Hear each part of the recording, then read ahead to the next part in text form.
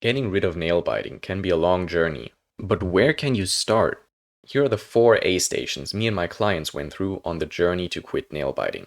The first station is addressing the issue. Do I want to quit in the first place? Am I motivated enough to stick with it and go through it? If so, what bothers me most about nail biting? Is it that I can't show my nails in public? That I have to be ashamed for them? Is it the pain I have from excessively biting on them and ripping the skin away? Or is it, I'm not okay with having this issue? Answering these questions is essential for getting started to quit nail biting. It frames nail biting as something I can actually fix. And it also serves as a reminder to why I wanted to quit in the first place, which is going to be very helpful later on. And there is one thing I've realized. If the first question, do I actually want to quit, is only a half-hearted, yeah, I'd like to get rid of it, but I'm not willing to put any effort into it, then you will not succeed in the long run. Nail biting is something that takes energy and focus to get rid of. And as much as I'd love to sugarcoat it and say it's easy, well, it's not. So if you're aware of that and still want to take on the challenge, go right ahead. The second A station we'll have to go through is awareness. This is where you take a look at when and where you're actually chewing. When was the last time I chewed my nails? How often do I do it? Is it more like a 5 times a day thing or once a week but totally shred through them? In what situations do I do it? Is it when I'm stressed? Is it when I'm bored? From answering those questions, you can kind of map out what you'd have to do in order to not bite in those situations.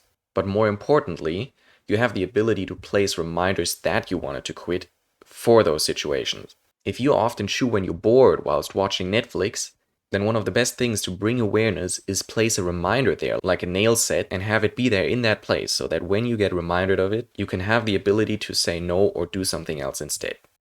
By doing all of this, you get from nail biting being this mysterious thing that you can't control into, oh, I've recognized this pattern. I've done it here, I've done it then. Next time I can actually do something about it. The biggest effect this had for me was getting nail biting to be conscious, something I consciously do. At first, I always used to unconsciously do it. It was just a habit I did and never really recognized until after the damage was done.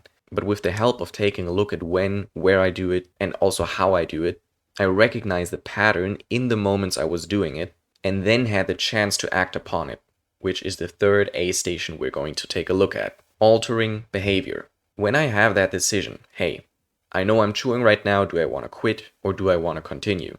It sometimes was very hard for me, even though I wanted to quit, to decide to not do it in the moment. This is where with the help of reminders and tools, I can make that choice much easier for me. By going to an alternative, by going from nail biting to cutting my nails, for example, or changing the room I'm in, doing something sporty after, whatever it is that I personally can do to go away from nail biting to do another activity. This is the step where I actually break the habit, because I do something differently from all the times before, and this serves as proof that I can do it over and over again.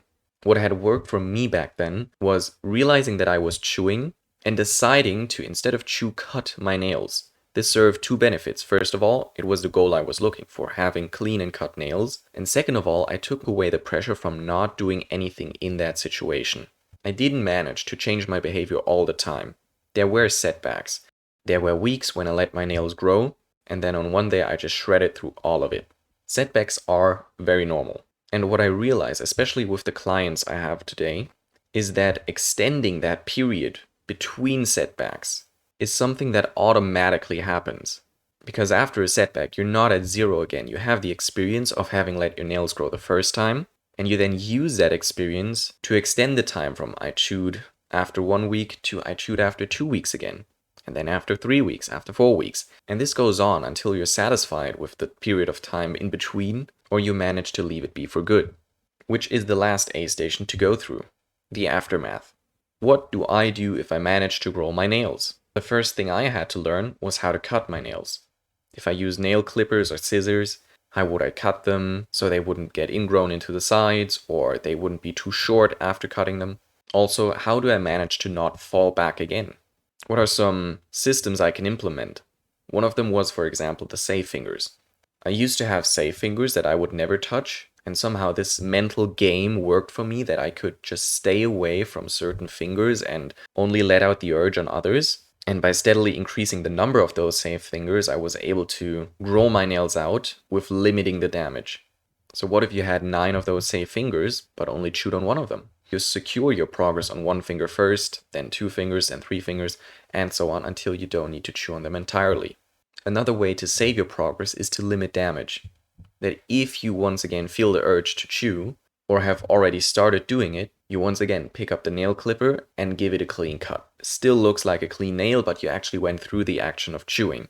Or another thing that works is eating the nail clipping. Some people just like the feeling of the nails being cracked and split between their teeth. And so cutting your nails beforehand and just eating the clippings might solve that problem for you. Sounds weird, but you do what you have to do. And now you've done it. You've managed to go from constantly biting your nails to being in a place where you can decide not to.